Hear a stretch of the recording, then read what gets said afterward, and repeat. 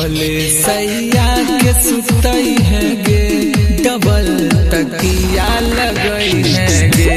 भोले भतरा के सुतई है गे, चौकी पर घाट लगई है गे।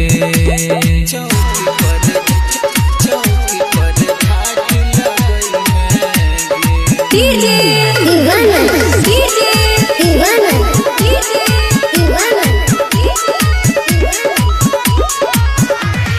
चढ़ली जवानी हमर अइते जब बसरे, हाथ जब फेरते नहीं होते बर्दाश्त रे।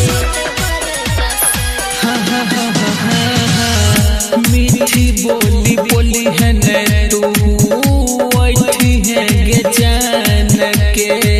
सेजिया पे सुती है घूंघट तान के।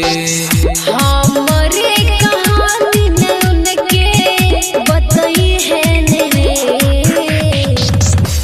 भोले भतरा के सुतई है गे, डबल तकिया लगई है गे। भोले सैया के सुतई है गे, चौकी पर घाट लगई है गे। चौकी पर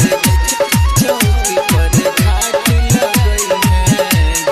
अभी आप सुन रहे हैं दीवाना बेला एंटरटेनमेंट की धमाकेदार प्रस्तुति।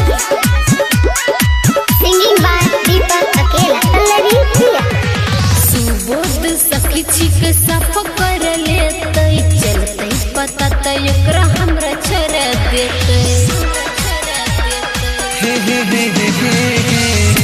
दीपक अकेला के नहिरा तू छोड़ गेले, बहुत थानी तर पहिले।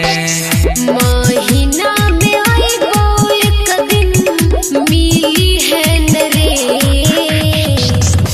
भोले भतरा के सुतई है गे, डबल तकिया लगई है गे।